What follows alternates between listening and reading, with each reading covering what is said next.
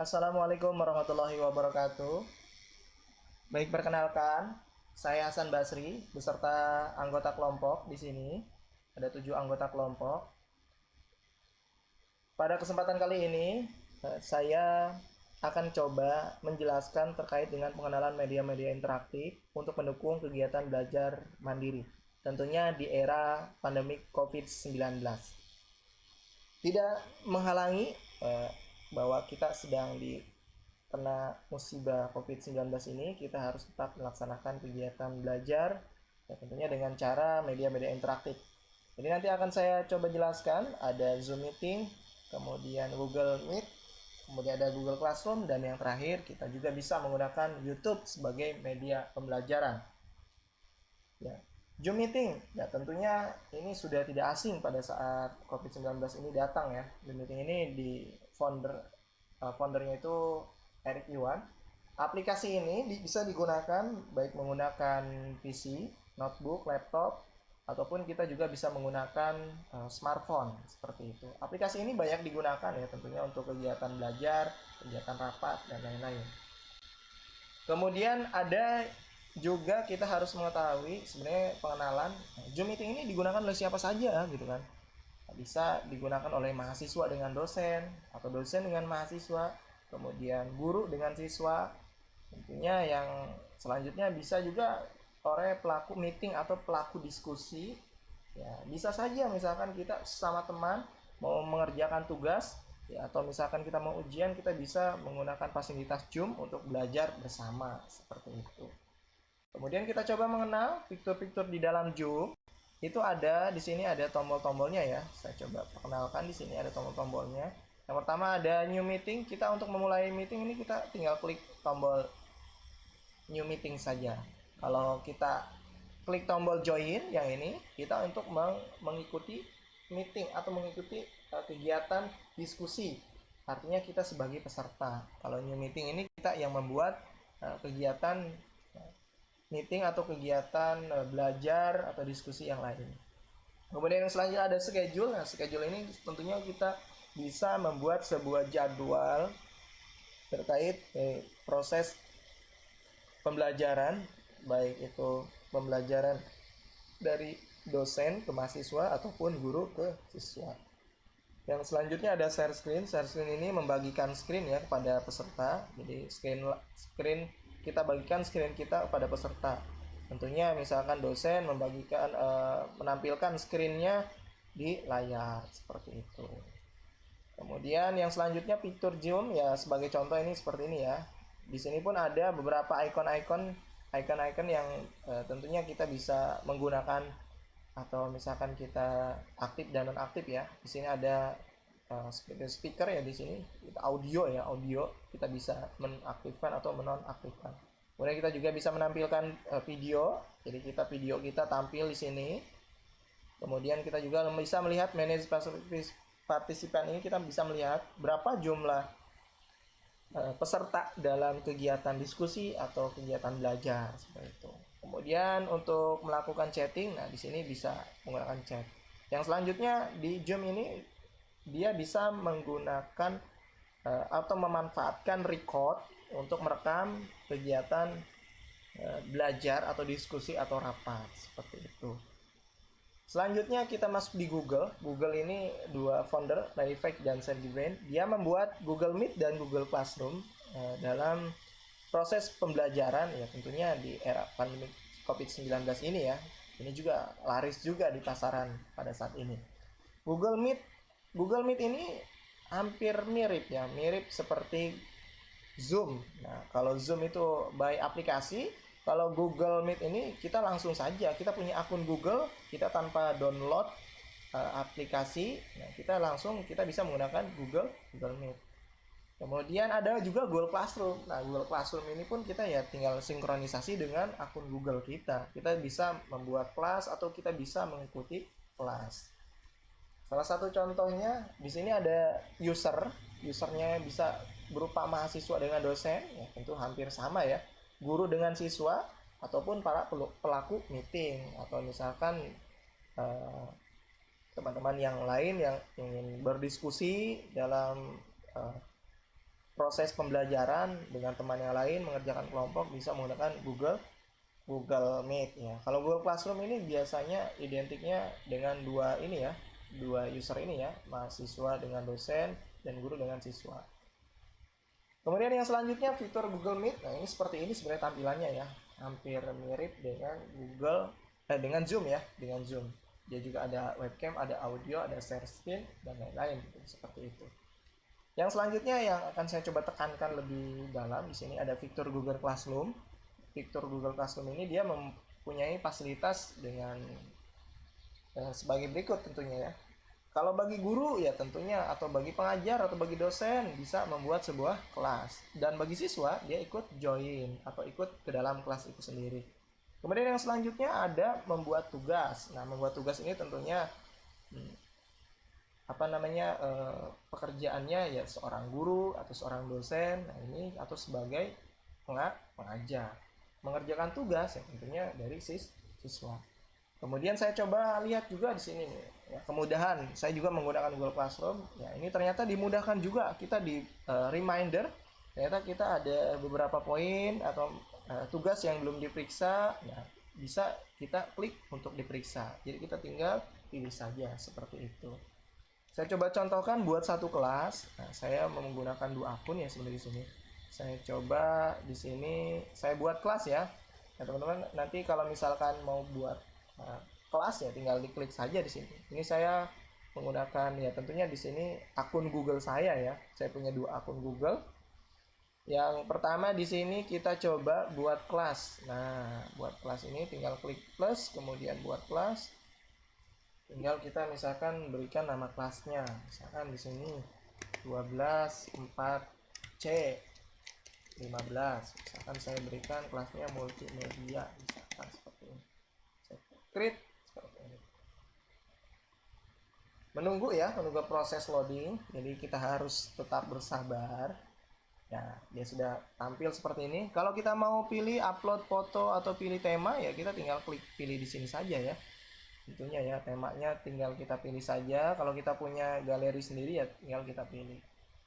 Nah, misalnya saya pilih tema kelas misalkan seperti ini. Tampil seperti ini. Kemudian yang selanjutnya kita sudah punya kelas, tentunya kita harus memiliki anggota atau siswa atau mahasiswa yang harus kita masukkan ke dalam sini. Ada dua cara sebenarnya ya, cara untuk membantu siswa kita masuk ke dalam sini. Yang pertama kita menggunakan fasilitas kode. Nah, kode ini nanti diberikan kepada siswa.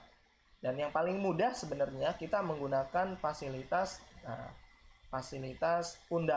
undangan saja, seperti misalkan saya undang akun Google yang satu lagi, saya undang sebagai siswa, saya klik undang seperti ini. Kita cukup ketik saja seperti itu. Kemudian saya coba lihat di sini, dia akan masuk ke dalam notifikasi. Nah, notifikasi di Gmail-nya masing-masing. Nah, seperti ini. Kemudian kita tinggal klik join saja seperti. Kemudian kita tinggal menunggu. Nah, klik join seperti ini.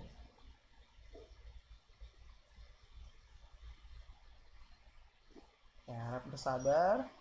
Kemudian kalau sudah seperti ini, yang selanjutnya tentunya guru misalkan dia memberikan tugas. Nah, kita coba refresh ya. Dia sudah, kalau misalkan dia sudah menerima undangan kita, tuh dia langsung tampil seperti ini ya. Kita refresh.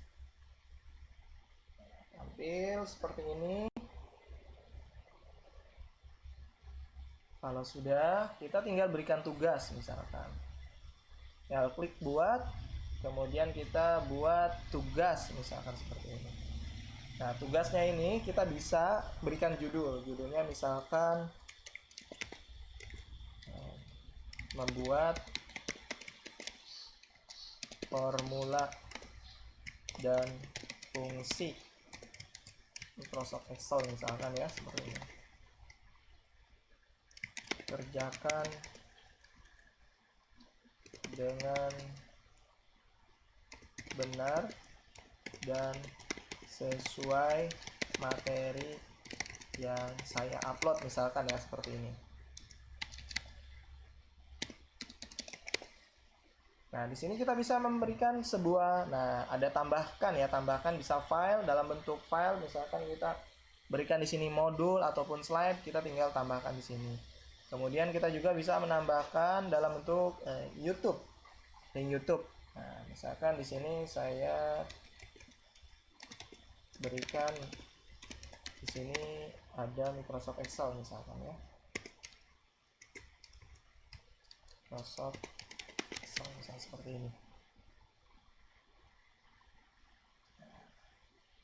Harap menunggu karena dia penelusuran terlebih dahulu untuk judul ya, bisa menggunakan judul atau menggunakan URL. Oke, misalkan kita coba tunggu terlebih dahulu. Oh, tidak ditemukan video, sebentar kita coba dengan keyword yang lain, misalkan Excel.